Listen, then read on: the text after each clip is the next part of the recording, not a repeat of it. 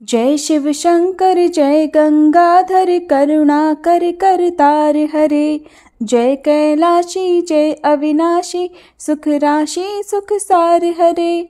जय शशि शेखर जय डमरूधर जय जय प्रेमागार हरे। जय त्रिपुरारी जय मदहारी अमित अनंत अपार हरे। अमित अनंत अपार हरे। अमित अनंत अपार हरे। जय भोलेनाथ। हर हर महादेव। आप सभी पर महादेव की कृपा सदा बनी रहे। प्रिय श्रोताओं, आज की भगवान शिव की कथा सबसे अलग, निराली और बहुत दुर्लभ है। इसलिए आप सभी आज की इस कथा को प्रेम पूर्वक, श्रद्धा और लगन से धैर्य के साथ पूरा अवश्य सुनिएगा। बीच में कथा को अधूरा छोड़कर भगवान का निरादर मत कीजिएगा। और आज की इस वीडियो के अंत में आप माता पार्वती द्वारा लोकहित में पूछे गए प्रश्नों के उत्तर भी सुनेंगे, जो कि भगवान शिव ने एक सुंदर कथा के माध्यम से दिए थे। आप सब इस कथा को भी जरूर सुनिएगा।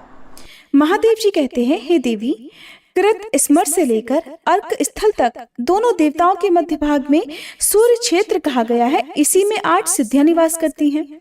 वह सूर्य देव के तेज का मध्य भाग है, जो सब का सब स्वर्णमय है। ये क्षेत्र भगवान सूर्य को सदैव प्रिय है। सूर्य ग्रहण का पर्व आने पर यह कुरुक्षेत्र से भी अधिक पुण्यदायक होता है। ब्राह्मी अर्थात सरस्वती, हिरण्या तथा समुद्र, इन तीनों का संगम कोटि तीर्थों का फल देने वाला है। वहीं देव माता है, वहीं भंगीश्वर विराजमान है और वहीं नाग स्थान भी है। इस प्रकार संक्षेप से ही यहाँ अर्क स्थल का महात्म्य बताया गया है। वहाँ एक विवर आज भी प्रत्यक्ष प्रकट देखा जाता है। उसका नाम श्रीमुख द्वार है।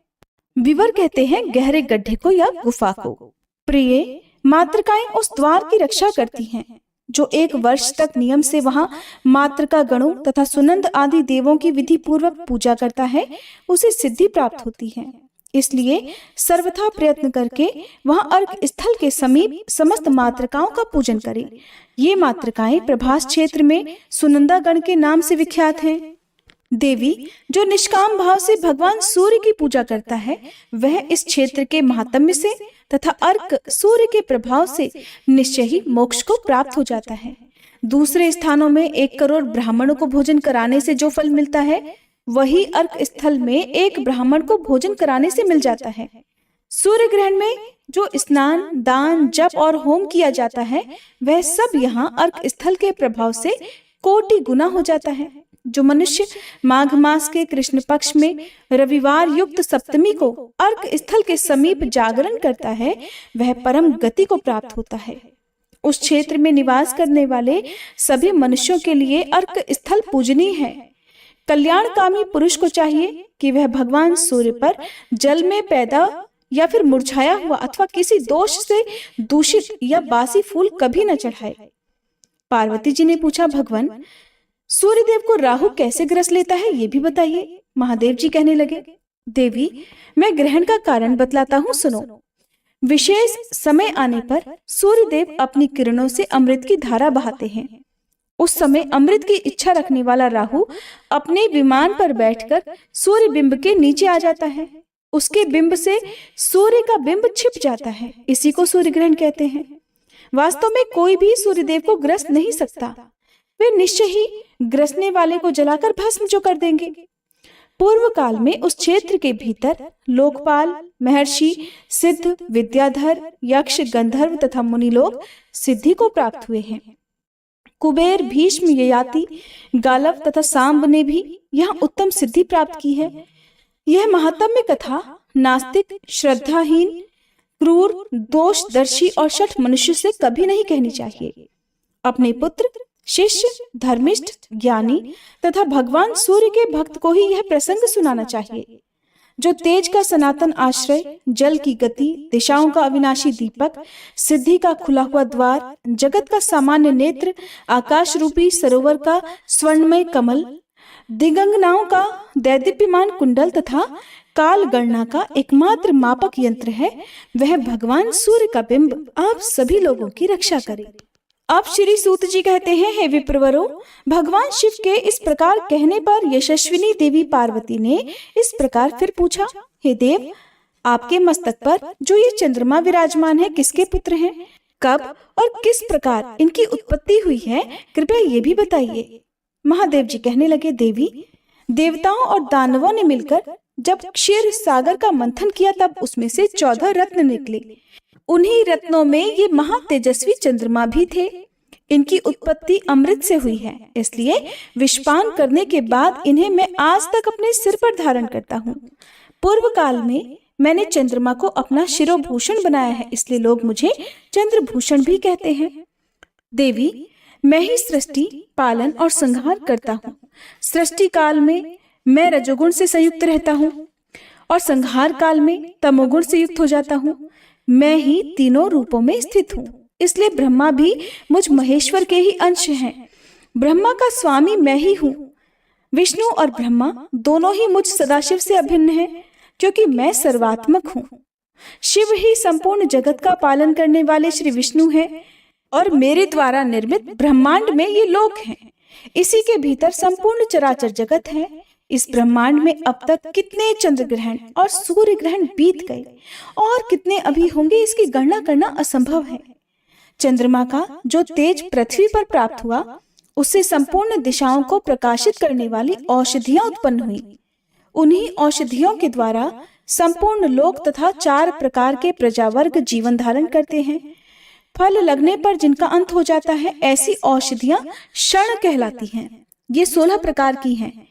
धान, जौ, गेहूं, अणु, तिल, मोठ, कंगनी, कोदो, चीना, उड़द, मूंग, मसूर, निष्पाव, कुलथी, अरहर और चना, ये 16 प्रकार के क्षण हैं। ये ग्रामीण औषधियों की जातियां बताई गई हैं।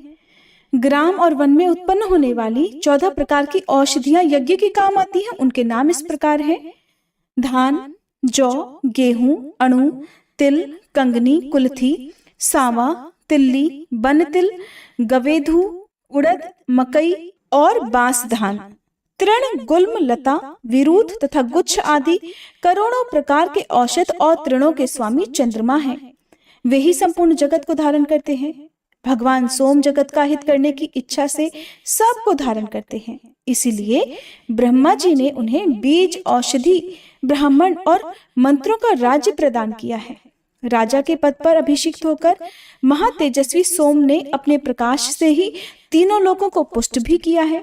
महादेव जी कहते हैं, देवी, प्राचीन काल में ब्रह्मा जी से दक्ष नामक पुत्र हुआ। ब्रह्मा जी ने दक्ष को सृष्टि करने की आज्ञा दी। तब दक्ष ने अपनी पत्नी वीरणी के गर्भ से 60 कन्याएं उत्पन्न की। उनमें से 10 को तो उन्होंने धर्म के साथ ब्याह दिया, 13 पुत्रियां कश्यप जी को दे दी, 27 कन्याओं का विवाह चंद्रमा जी के साथ कर दिया। 4 कन्याएं अरिष्टि नेमि को, 2 भृगुपुत्र को, 2 बुद्धिमान कृशाश्व को और 2 अंगिरा मुनि को ब्याह दी। देवी पार्वती ने पूछा, हे जगदीश्वर, प्रभास क्षेत्र में किस समय सोमनाथ लिंग की स्थापना हुई है? रोहिणी वल्लभ चंद्रमा ने कृतार्थ होकर किस प्रकार उसकी आराधना की, कृपया ये भी विस्तार पूर्वक बताइए। तब महादेव जी कहने लगे, देवी, वैवस्वत मनवंतर के 10वें त्रेता युग में दुर्वासा सहित चंद्रदेव उत्पन्न हुए। उस समय चंद्रमा ने सहस्त्रों वर्षों तक कठिन तपस्या करके भगवान शंकर का प्रत्यक्ष दर्शन प्राप्त किया और लोककर्ता ब्रह्मा जी के द्वारा शिवलिंग की स्थापना कराई। इसके बाद पुनः सहस्त्रों वर्षों तक मुझ शंकर की आराधना की। विधि पूर्वक मेरी पूजा करने के बाद अपने कार्यों और मनोरथों की सिद्धि के लिए निशानाथ ने मेरा स्तवन किया। चंद्रमा इस प्रकार बोले कि शिवजी के समान दूसरा कोई देवता नहीं है।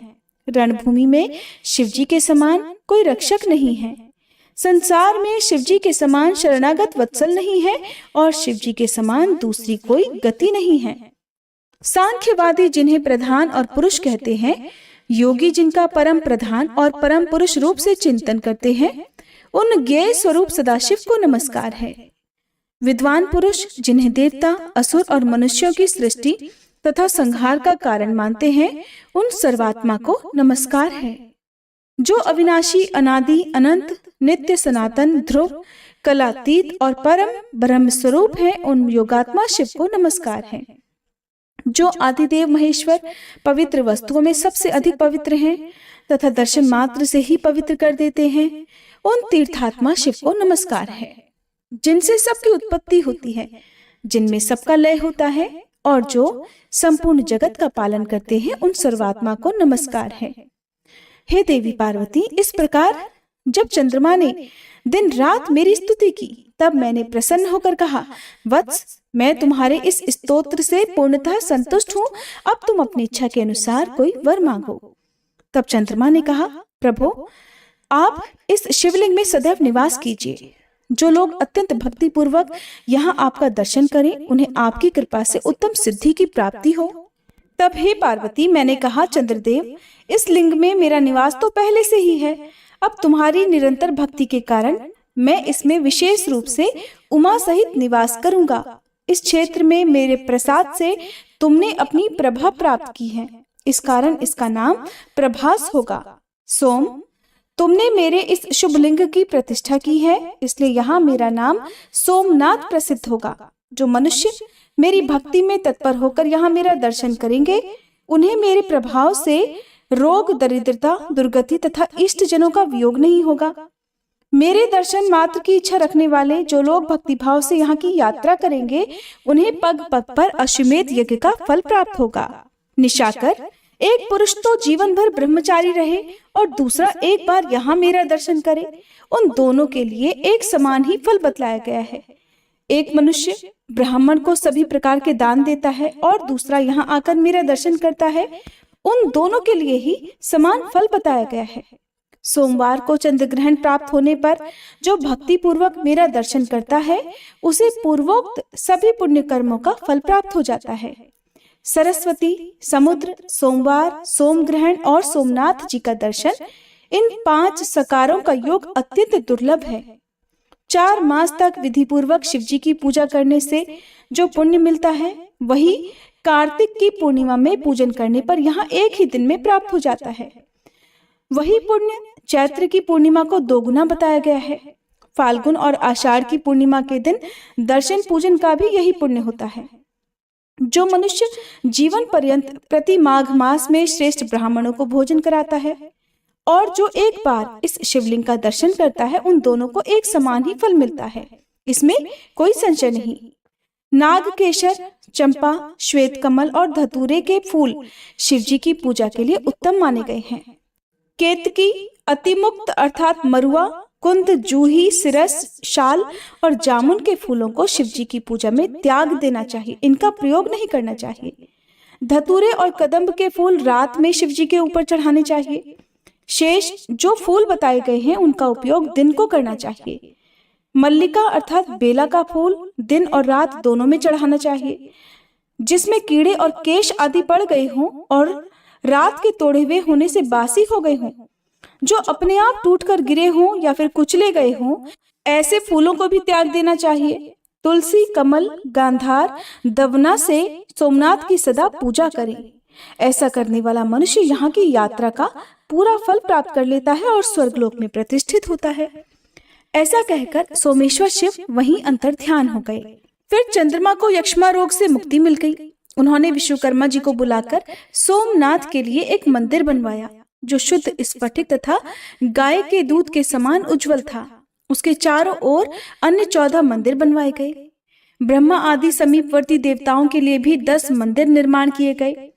वैवस्वत मनवंतर के 10वें त्रेता में मंडप बनवाकर विधि पूर्वक सोमेश्वर शिव की प्रतिष्ठा करके दीनों और अनाथों के लिए सैकड़ों और हजारों वापी, कूप, तड़ाग और ग्रह आदि बनवाए गए। सब कुछ बनवाकर अलग अलग ब्राह्मणों को विधि पूर्वक दान दिया गया।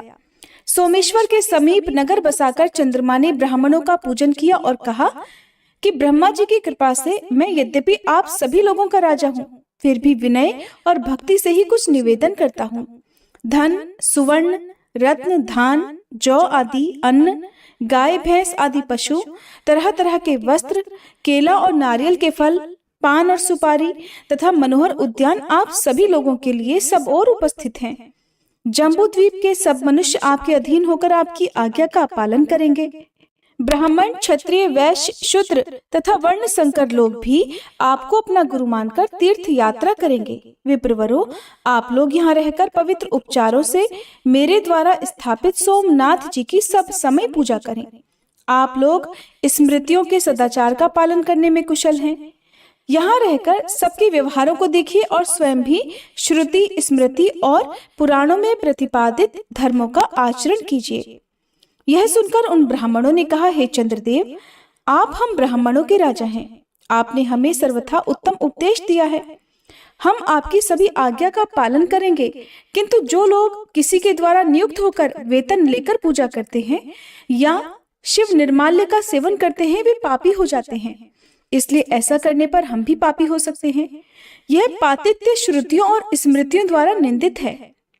श्रुति और स्मृति दोनों ही शिव जी की आज्ञाएं हैं। इसलिए ऐसा कौन मूर्ख होगा जो प्राणों के कंठ तक आ जाने पर भी शिव जी की आज्ञाओं का उल्लंघन करेगा। अष्टमूर्ति शिव की एक मूर्ति अग्निदेव हैं। वे ही देवताओं के मुख हैं। हम अग्नि में यज्ञ कराते हुए सत्व स्वरूप से संपूर्ण जगत को तृप्त करते हैं। ये जगत भगवान शिव का रूप है। जगत में परस्पर भेद होते हुए भी ये जगदीश्वर शिव से अभिन्न है। अग्नि में विधि पूर्वक दी हुई आहुति सूर्य देव को प्राप्त होती है। सूर्य देव से वर्षा होती है, वर्षा से अन्न होता है और अन्न से प्रजा अपना जीवन धारण करती है। हम तो सदा श्रुति, स्मृति और पुराणों के अभ्यास में संलग्न रहने वाले हैं। उसके अर्थ का विचार करने में ही तत्पर रहते हैं और उनमें बताए हुए सभी सत्कर्मों का पालन करते हैं। इसलिए हमें शिवलिंग पूजन के लिए बहुत कम अवसर मिल सकता है। फिर भी हम रुद्र का जप और पंच महायज्ञों का अनुष्ठान करते हुए ही यथा समय और यथा अवकाश सोमेश्वर लिंग का भी पूजन करते रहेंगे। जय भोलेनाथ। आज का महात्म्य समाप्त हुआ। इसके आगे का वृतांत आप सभी अगले अध्याय में सुनिएगा। अब जानिए कि लोक हित के लिए माता पार्वती ने भगवान शिव से कौन से प्रश्न किए थे। एक बार भगवान शिव ने अपनी दिव्य शक्ति से एक बड़े कड़ाहे को प्रकट किया। कड़ाहा जिसमें हम भोजन पकाते हैं और जिसे हम कड़ाही कहते हैं। तो अब भगवान शिव कड़ाहे को प्रकट करके उसे एक तरफ रखकर ध्यान में मगन हो गए। इतनी ही देर में माता पार्वती स्नान करके भगवान शिव के समक्ष आती हैं और आकर उन्होंने क्या देखा कि भगवान शिव के सामने एक बड़ा सा भारी भरकम कड़ाहा रखा हुआ है और उसी के सामने भगवान शिव ध्यान मगन बैठे हुए हैं। अब तो देवी पार्वती बड़े आश्चर्य में पड़ गईं। अब वे महादेव के ध्यान से बाहर निकलने की प्रतीक्षा करने लगी। जब महादेव का ध्यान समाप्त हुआ तब देवी पार्वती ने पूछा, हे देव, हे त्रिलोकीनाथ, हे मेरे प्रभु, बड़ा ही आश्चर्य है।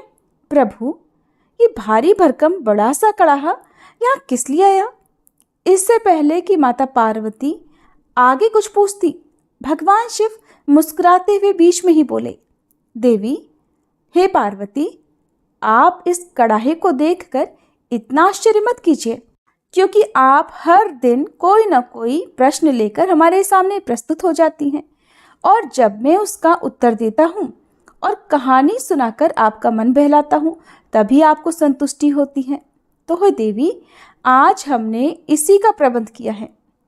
तो प्रिय श्रोताओं, चलिए आगे सुनते हैं कि फिर आगे क्या होता है। तो प्रिय श्रोताओं, इधर बड़े से कड़ाहे को देखकर माता पार्वती सोच में पड़ गई और भगवान शिव माता पार्वती को आधी अधूरी बात सुनाकर मुस्कुराकर फिर से ध्यान मगन हो गए। अब इधर चलिए देखते हैं कि इसके बाद क्या होता है। इधर अनंत ब्रह्मांड में चारों युग, चारों भाई एक साथ बैठकर बात कर रहे होते हैं। चारों एक साथ बैठे थे। अब बातों ही बातों में वे एक दूसरे से वाद विवाद करने लगे। सब आपस में यही कहने लगे कि हम तुमसे बड़े हैं, हम तुमसे महान हैं, तो कोई कहता हम तुमसे श्रेष्ठ हैं। अब सभी खुद को एक दूसरे से श्रेष्ठ बताने की कोशिश करने लगे। तब सबसे पहले सतयुग कहने लगा कि अरे मूर्खो, तुम सब मुझसे छोटे हो, भला तुम मेरी बराबरी कैसे करने लगे।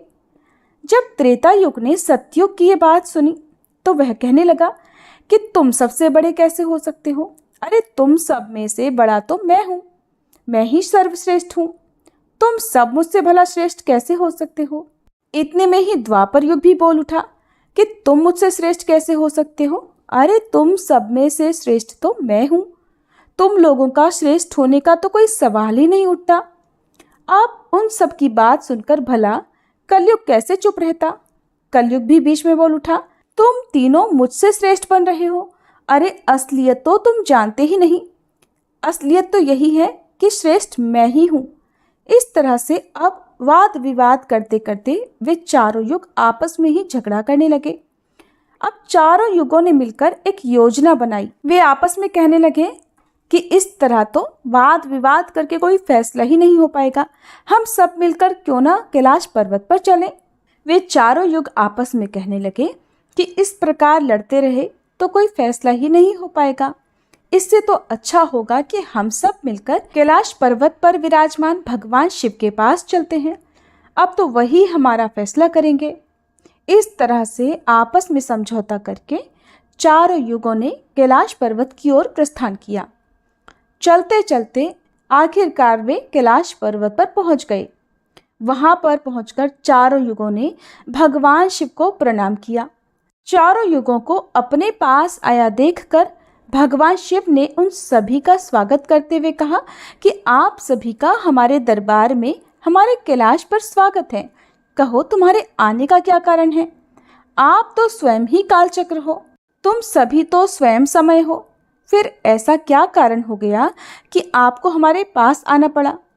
भगवान शिव के इस प्रकार पूछने पर चारों युगों ने कहा कि हे सृष्टि के रचयिता, हे प्रभु, हे महादेव, हम चारों युगों में विवाद खड़ा हो गया है और हम सब में एक दूसरे से बड़ा होने की बात पर होड़ लग गई है।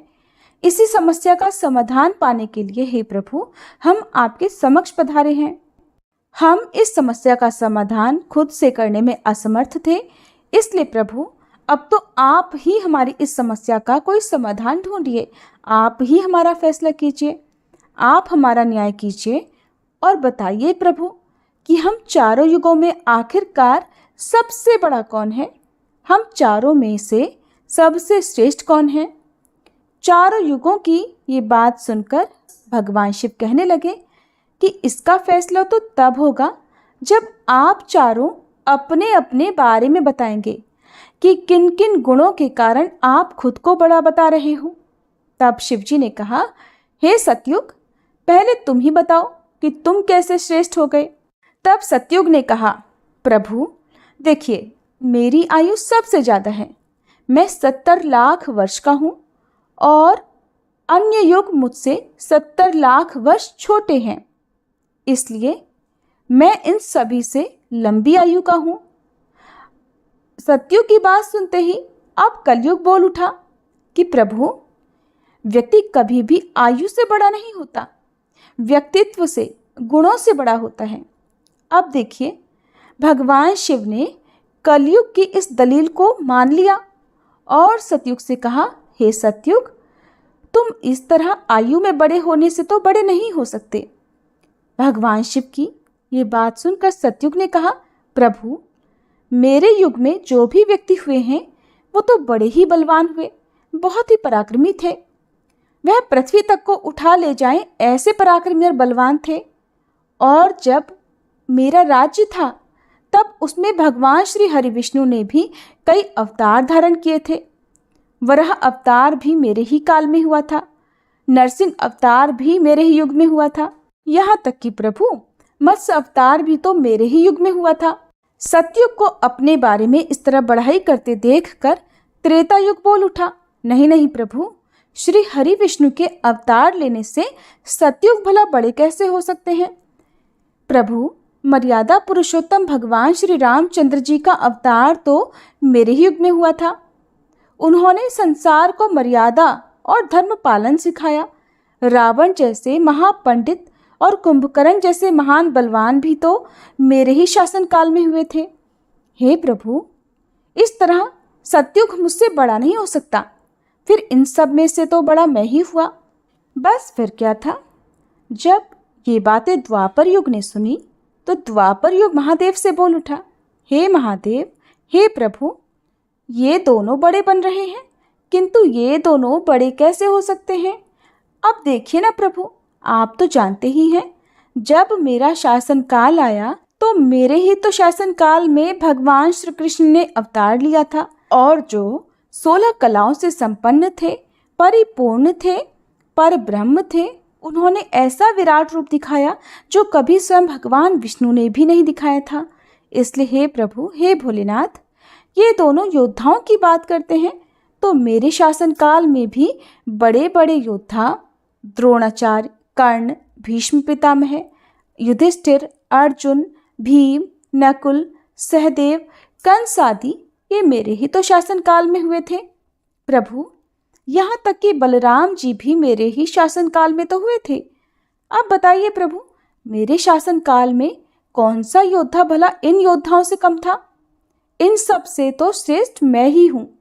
तब तक कलयुग भी बोल उठा कि प्रभु, मैं इनकी बातें सही मानता हूँ, लेकिन इन तीनों के शासनकाल में जो भी योद्धा हुए थे, जो भी अवतार हुए थे, उनमें कई कामचोरियां पाई गई थी।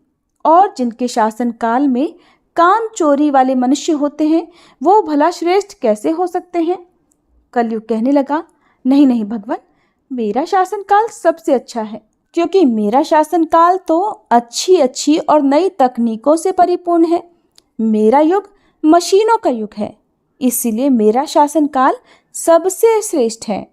अब भगवान शिव उन चारों युगों की बात को, उनके वाद विवाद को सुनकर मन ही मन विचार करने लगे कि किस प्रकार से इन सब की बातों का फैसला किया जाए और किस युग को श्रेष्ठ साबित किया जाए। वहीं पास में ही जगत जननी माता पार्वती भी भगवान शिव के साथ विराजमान थी, जो कि इन सभी युगों के वार्तालाप को बड़े ही ध्यान पूर्वक सुन रही थी। तभी माता पार्वती महादेव से कहने लगी, हे प्रभु, आप मन ही मन किस बात का विचार कर रहे हैं? अगर आपने इनका फैसला नहीं किया तो ये चारों भाई तो फिर आपस में ही कट मर जाएंगे, आपस में इस तरह ही झगड़ा करते रहेंगे। हे प्रभु, इसलिए आपको इनका फैसला तो तुरंत ही करना होगा। अगर इन्होंने ऐसा किया तो सृष्टि का तो कालचक्र ही रुक जाएगा, समय का प्रवाह ही रुक जाएगा। इसलिए हे भोलेनाथ, अब आप ही कुछ कीजिए। माता पार्वती के इस आग्रह को सुनकर महादेव कहने लगे, हे देवी, ठीक है, मैं समस्त युगों की बात मानता हूँ और मैं ही इन चारों युगों की बात का फैसला करूँगा। इसके बाद भगवान शिव ने चारों युगों से कहा, चलो ठीक है, अब मैं तुम चारों की परीक्षा लूँगा। जो इस परीक्षा में सफल हुआ वही श्रेष्ठ साबित होगा। सतयुग बोल उठा, हे भगवान, आप जो चाहे हमारी परीक्षा ले सकते हैं, लेकिन सत्य तो यही है प्रभु कि सबसे बड़ा तो मैं ही रहूँगा। भगवान शिव की बात मानकर आखिरकार चारों युग परीक्षा देने के लिए तैयार हो गए। तब भगवान शिव ने माता पार्वती की तरफ मुस्कुराते हुए देखा और फिर कहा, हे देवी, आप आश्चर्यचकित थी ना कि मैंने अपने सामने ये कड़ाहा किस लिए रखा है? तो अब इस कड़ाहे का समय आ गया है। आपने मुझसे प्रश्न किया था ना कि ये कड़ाहा मैंने यहाँ किस लिए रखा है और ये परसा किस उद्देश्य के लिए है। तब क्या था, भगवान शिव ने देखते ही देखते लोहे के परसे को कैलाश पर्वत के नीचे एक तलहटी में रख दिया और फिर उस कड़ाहे परसे के पास में ही चावल का एक ढेर भी लगा दिया। फिर भगवान शिव ने चारों युगों को बुलाया और कहा कि तुम चारों देख रहे हो ना, इसी से तुम चारों की अभी परीक्षा हो जाएगी। फिर भगवान शिव ने सतयुग से कहा, हे सतयुग, तुम मेरे 500 गणों को जो यहाँ बैठे हुए हैं भोजन बनाकर खिलाना है और इस परसे में रखे हुए चावल को बनाना है और इन चावलों को तुम्हारे ही युग का कोई व्यक्ति बनाएगा और मेरे यहाँ पर जितने भी गण हैं वो सब भोजन करेंगे। इसके बाद भगवान शिव ने आगे कहा, सतयुग, अब तुम तुम्हारे ही युग का कोई व्यक्ति बनाओ और उसे यहाँ भोजन बनाने के लिए भेज दो। तब तक हम सभी लोग यहाँ खड़े होकर देख रहे हैं। भगवान शिव की बात जब सतयुग ने सुनी तो उसने बहुत ही बड़ा बलवान योद्धा बनाया। फिर सतयुग ने उस योद्धा से कहा कि जाओ बेटा, इस कड़ाहे में चावल बनाओ और बनाकर भगवान शिव के इन सभी 500 गणों को भोजन कराओ। अपने स्वामी की बात सुनकर वह सतयुग का व्यक्ति वहां आकर के देखता है, जो हजारों टन से भी ज्यादा का कड़ाहा है। उसने वहां पर एक चूल्हा तैयार किया और उस चूल्हे पर उस कड़ाहे को रखकर लकड़ियों की व्यवस्था की, आग जलाई और उस कड़ाहे में पानी डाला, फिर चावल डाले और जब चावल बनकर तैयार हो गए तब उसने भगवान शिव के सभी गणों को एक पंक्ति में बिठा दिया और उन सभी को उसने भोजन कराया। सभी गणों को भोजन कराने के बाद वह बलवान योद्धा अपने स्वामी सत्युग के पास वापस आया और उसे प्रणाम किया तो सत्युग ने शाबाशी से उसकी पीठ थपथपाई और कहा कि आज तुमने मेरी लाज रख ली, अब तुम यहाँ से जा सकते हो। इसके बाद भगवान शिव ने त्रेता युग से कहा, हे त्रेता, अब तुम अपने युग के कोई व्यक्ति को भेजो और ये जो कड़ाहा रखा हुआ है इनमें चावल बनाकर मेरे सभी गणों को खिलाओ। त्रेता ने सुना तो कहने लगा कि ठीक है प्रभु, जैसी आपकी आज्ञा। अब त्रेता युग ने भी अपने समय के सबसे महान बलशाली कुंभकर्ण जैसे बलवान व्यक्ति को उत्पन्न किया और उससे कहा कि हे पुत्र, ये मेरी परीक्षा की घड़ी है, तुम्हें भगवान शिव के समक्ष समस्त गणों को भोजन बनाकर खिलाना है। त्रेता युग के व्यक्ति ने उसे प्रणाम किया और उसके बाद वह वहां से तलहटी में चला गया। तलहटी में आकर उसने चूल्हा बनाया, लकड़ियों की व्यवस्था की, आग जलाई और एक हाथ से ही उस भारी भरकम कड़ाहे को उठाकर देखते ही देखते चूल्हे पर रख दिया। फिर उसमें पानी डालकर चावल डाले और जब चावल पक गए तब सभी गणों को बुलाकर उन्हें बिठाने के बाद भोजन कराया। इसके बाद वह वहां से तुरंत कैलाश पर्वत पर पहुंच गया जहां पर चारों युग विराजमान थे। इस प्रकार से त्रेता युग ने भी अपना कार्य पूर्ण किया। अब बारी आई द्वापर युग की। भगवान शिव ने द्वापर युग से कहा, हे द्वापर, अब मैं तुम्हारी परीक्षा लूंगा। जिस प्रकार से सतयुग और त्रेता युग ने परीक्षा दी है, ठीक इसी प्रकार से तुम्हें भी अब परीक्षा देनी होगी। सुनकर द्वापर युग ने बलशाली भीम के समान एक व्यक्ति को उत्पन्न किया और उसे आदेश दिया, हे पुत्र, ये मेरे परीक्षा की घड़ी है, तुम्हें मेरी लाज रखनी है। अब तुम जाओ और बड़े से कड़ाहे में चावल बनाकर भगवान शिव के सभी गणों को भोजन कराओ और मेरी लाज बचाओ। ये सुनकर द्वापर युग के व्यक्ति ने अपने स्वामी को प्रणाम किया और वहां से तलहटी में चल पड़ा। तलहटी में जाकर उसने सबसे पहले चूल्हा बनाया, फिर आग जलाने के लिए लकड़ियां ढूंढी, लकड़ियों को चूल्हे में डालकर जलाया और पूरी ताकत लगाकर उसने उस बड़े से कड़ाहे को उठाकर जैसे तैसे खींचकर उसे चूल्हे पर रख दिया। वह तो द्वापर युग का व्यक्ति था तो उसे थोड़ा ज़्यादा जोर लगाना पड़ा और बड़ी मुश्किल से वह कड़ाहे को उठा पाया। इस प्रकार से द्वापर युग के व्यक्ति ने भी चावल तैयार किए और भगवान के सभी गणों को भोजन कराकर वह वहां से फिर अपने स्वामी के पास वापस आया। उसके स्वामी द्वापर युग ने उसकी पीठ थपथपाई और उसे वहां से विदा किया। अब बारी आती है कलयुग की। तब भगवान शिव कहते हैं, हे कलयुग, अब तुम्हारी बारी है। तुम उस कड़ाहे का वजन देख रहे हो ना, उसका वजन कम नहीं होगा, उसका वजन उतना ही रहेगा, 1000 टन का। लेकिन अब तुम्हें परीक्षा देनी है। तुम तो मानने को तैयार ही नहीं थे कि तुम सबसे छोटे हो, लेकिन तुमने माना ही नहीं। तुम्हारे युग के आदमी की आयु भी मात्र 100 वर्ष की है। सतयुग की आयु 1,00,000 वर्ष होती है, त्रेता युग में 10,000 वर्ष होती है और द्वापर में 1,000 वर्ष होती है। और हे कलयुग, तुम्हारे शासन में तो मात्र 100 वर्ष की आयु है, तुम्हारा आदमी भी छोटा होता है। जब भगवान शिव की ये बातें कलयुग ने सुनी तो कलयुग कहने लगा कि ठीक है प्रभु, मैं आपकी बात मानता हूँ, लेकिन आप मुझे पहले ही इस तरह से कहकर हताश मत कीजिए। प्रभु, आप तो एक न्यायकर्ता हैं, आपको सभी को बराबर मौका देना चाहिए। भगवान शिव कहने लगे, हे कलयुग, ये कड़ाहा देख रहे हो, 1000 टन का है, वहाँ चावल रखा है 1000 किलो टन के हैं, और हे कलयुग, तुम्हारा व्यक्ति क्या ये काम कर पाएगा? कलयुग ने कहा, ठीक है प्रभु, अब आप मेरी करनी भी देखिए। कलयुग की बातें सुनकर तीनों युग उस पर हंसने लगे। भगवान शिव भी कलयुग की बात सुनकर बड़े ही आश्चर्यचकित थे। अब कलयुग ने भगवान शिव से आज्ञा लेकर बड़े ही बुद्धिमान व्यक्ति को पैदा किया, जो बड़ा ही दिव्य व्यक्ति था।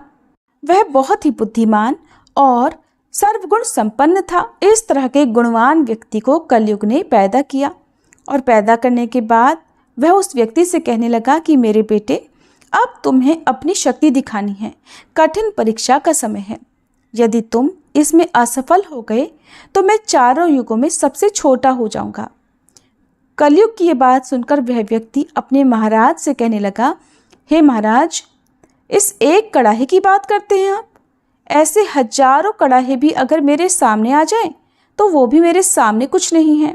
जब उस कलयुग के व्यक्ति की ये बातें तीनों युगों ने सुनी तो वे उस पर हंसने लगे। अब वे हंस हंस कर आपस में कहने लगे कि आज एक छोटा सा आदमी जिसकी लंबाई मात्र 3 हाथ है, ये भला क्या कर लेगा, जबकि हमारे युगों की लंबाई तो बहुत अधिक है। प्रिय श्रोताओं, ये बात तो बिल्कुल सत्य है कि सतयुग के लोगों की लंबाई 21 हाथ और त्रेता युग के व्यक्तियों की लंबाई 14 हाथ थी और द्वापर युग के व्यक्ति की लंबाई 7 हाथ थी और अब कलयुग के व्यक्ति की लंबाई तो मात्र 3.5 हाथ ही होती है। तीनों युग अब बड़ी जोर जोर से कलयुग पर हंस रहे थे। इधर कलयुग का आदेश पाकर वह कलयुगी व्यक्ति उस तलहटी में गया। तलहटी में आकर उसने देखा कि कड़ाहे का वजन तो सचमुच बहुत ही ज़्यादा है, इसे मैं आसानी से उठा नहीं पाऊंगा। तो उस व्यक्ति ने दिमाग लगाया और उस कड़ाहे के नीचे मिट्टी खोदना शुरू कर दिया।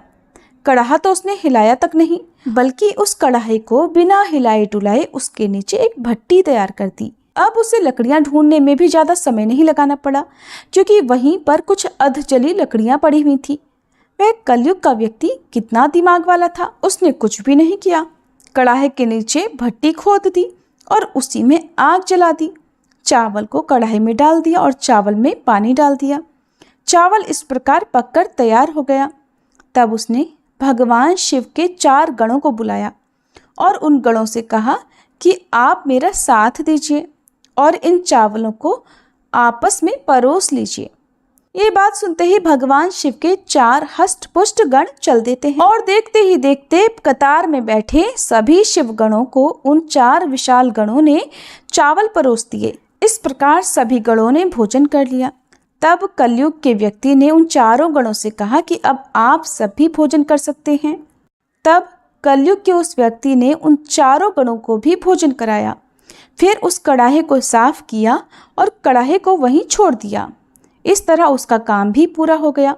अब कलयुग का वह व्यक्ति भी अपने स्वामी के पास कैलाश पर्वत पर आ गया और कहने लगा कि हे प्रभु, मैंने आपका काम कर दिया है। कलयुग ने ये सुना तो बहुत खुश हुआ। तब उसने उस कलयुगी व्यक्ति की पीठ थपथपाई, फिर कहा कि हे पुत्र, तुमने बहुत अच्छा काम किया और इस परीक्षा की घड़ी में मेरा साथ दिया। ऐसा कहकर कलयुग ने उस व्यक्ति को वहां से विदा कर दिया। इसके बाद कलयुग ने हाथ जोड़कर भगवान शिव से कहा, हे भगवान, अब आप ही निर्णय कीजिए कि हम सब में से बड़ा कौन है। तब भगवान शिव कहने लगे कि मैंने तुम 4 युगों की बहुत अच्छे से परीक्षा ली। जब सतयुग की बारी आई तो उसने चूल्हा बनाया, उस पर कड़ाहा रखा, आग जलाई, चावल डाला, पानी डाला।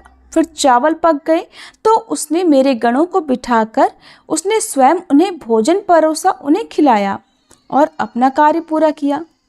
जब त्रेता और द्वापर की बारी आई तो उन्होंने भी बिल्कुल ऐसा ही किया। अब बारी थी कलयुग की। शायद तुमने देखा नहीं कि मात्र 3 हाथ का व्यक्ति, जिसकी बुद्धि देख लीजिए, ये कड़ाहा कितना भारी भरकम और बड़ा था, उसकी बुद्धि देखो। उसने उस कड़ाहे में चावल बना दिए जिस कड़ाहे को वो हिला तक नहीं सकता था। और मेरे इतने गण थे, अगर वह व्यक्ति बाल्टियों से चावल परोसता तो शायद वो परेशान हो जाता। अब देखिए उसकी बुद्धि।